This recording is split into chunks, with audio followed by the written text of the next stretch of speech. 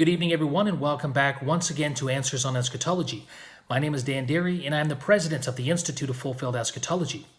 Hey, we are in the middle of a study on Matthew chapter 24, and I want to share some more thoughts out of verse 29 with you this evening. So, if you recall, we demonstrated from the last couple videos that Jesus' words in Matthew 24, verse 29, when he said, "Immediately after the tribulation of those days, the sun will be dark and the moon will not give us light, the stars will fall from heaven and the powers of the heavens will be shaken." He was quoting specifically two Old Testament scriptures. He was quoting Ezekiel chapter 32, 7 to 8, and Isaiah chapter 13, verse 10.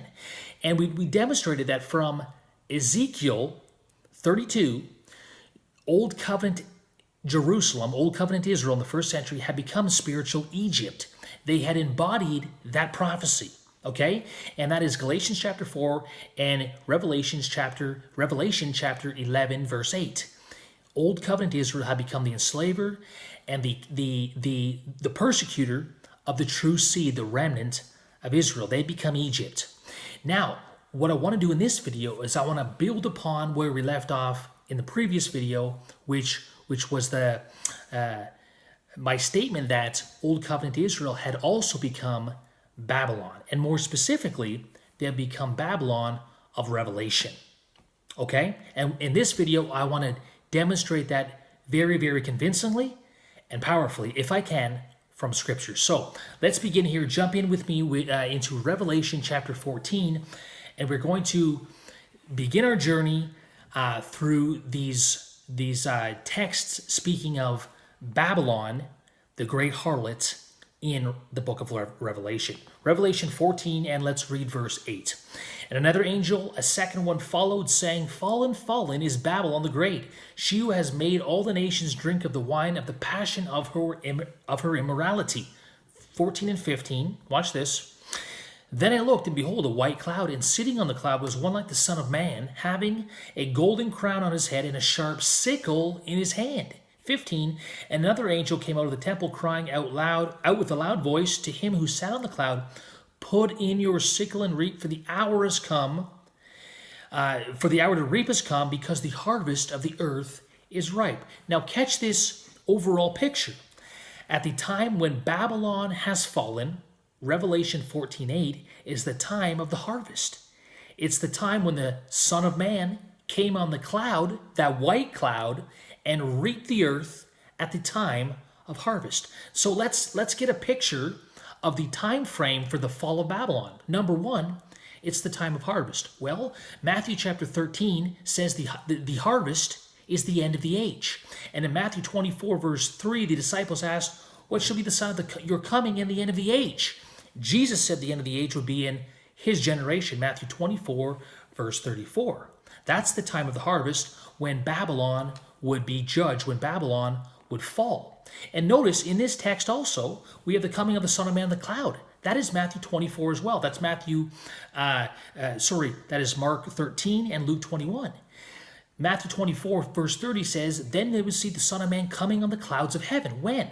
That generation, Matthew 24, 34. One more point to make from this text is that it is the hour for the judgment of Babylon. It is the hour of the harvest. Well, the harvest is what? Resurrection.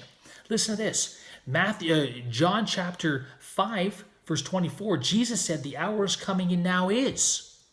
Regarding the harvest, in the context of harvest, that the dead will hear the voice of the Son of Man, and those who hear will live. That's the beginning of the harvest at the end of the age. And in verse 28, he says, "The hour is coming when all who are in the graves will hear his voice, and those who hear will live." And catch this.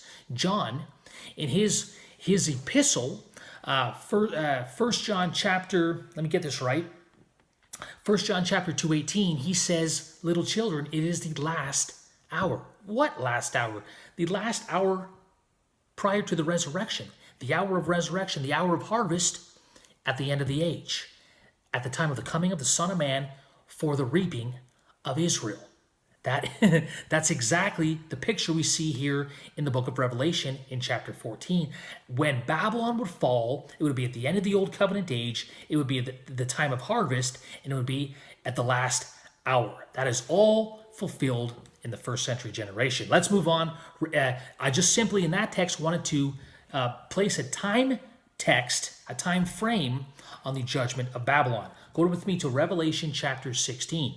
Let's narrow this down a little bit further. Revelation 16 and verse 19. Watch this.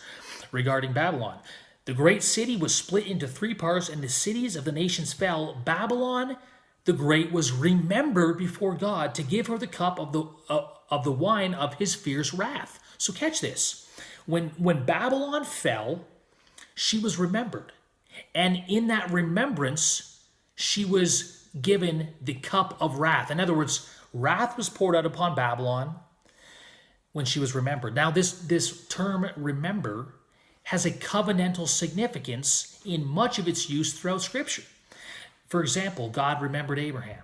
Well, what did he remember? His covenant with Abraham, right? God would remember Noah. He would remember the covenant he made with Noah.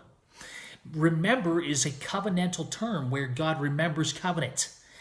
This means that in Revelation chapter 16, when God remembers Babylon, he was remembering his covenant with this city. Well, what city was in covenant relationship with Jehovah?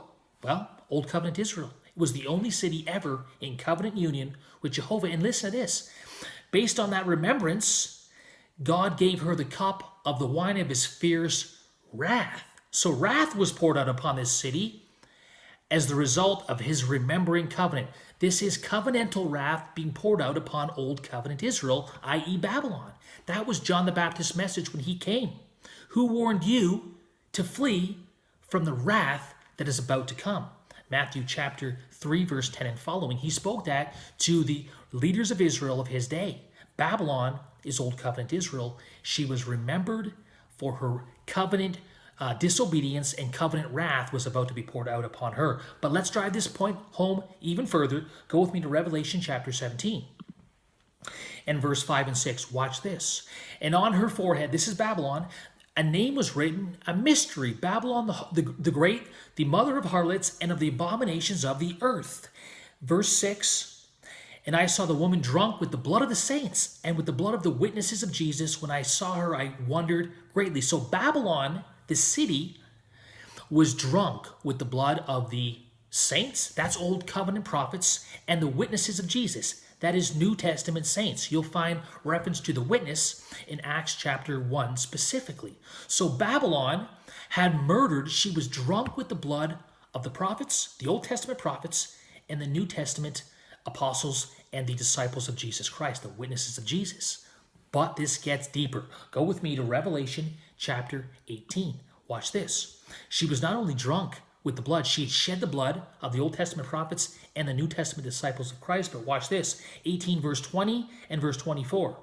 Rejoice over her, O heaven, that's Babylon, and you saints and apostles and prophets, because God has pronounced judgment for you against her. So this is the vindication of the apostles and prophets, and here's why.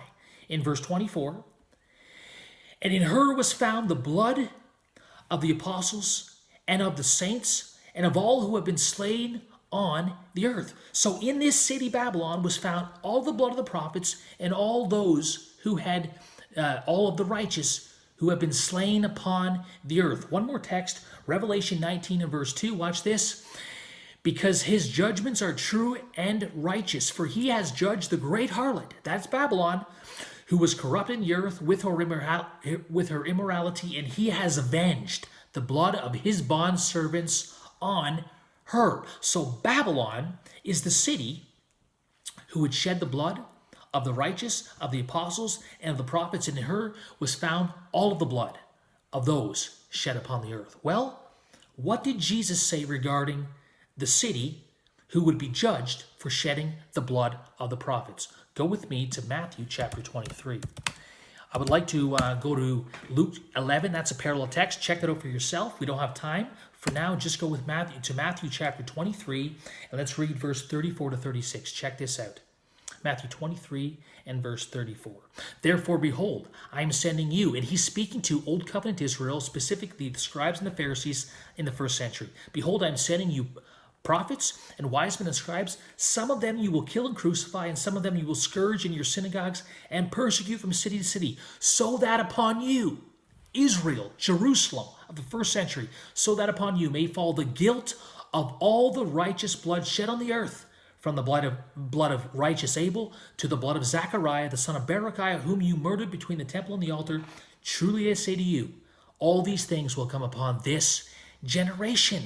Listen, old Babylon of Revelation was the city that would shed the blood of the apostles and prophets, and God would avenge all of the blood of his righteous saints shed upon the earth on Babylon. Yet Jesus said, Old Covenant Israel, Jerusalem, had shed all the blood of the apostles and prophets, and in his generation judgment will come upon Jerusalem for their shedding of the blood of the righteous, yea, even from Abel unto Zechariah the prophet. That means, undeniably, that Old Covenant Israel of the first century is Babylon of Revelation. There is no denying that. There is only one city guilty of shedding the blood of the apostles and the prophets, and that is Old Covenant Israel. And Jesus said that judgment would come upon them in that generation. And like we said earlier, that judgment was the harvest at the end of the age, when the Son of Man came on the clouds of heaven and he reaped his harvest. He gathered out the wicked from the righteous, the wheat from the tares, and he burned up the chaff with an unquenchable fire. That took place in AD 70. And that means that as prophesied in Isaiah 13, the judgment of Babylon came upon Old Covenant Israel in AD 70. Israel had become spiritual Babylon. They had become the enslavers of the people. They had become the defilers of the temple. And we'll say more on that next time on Answers on Eschatology. I am so sorry for going so late again. I'll try to keep these shorter. Bye for now.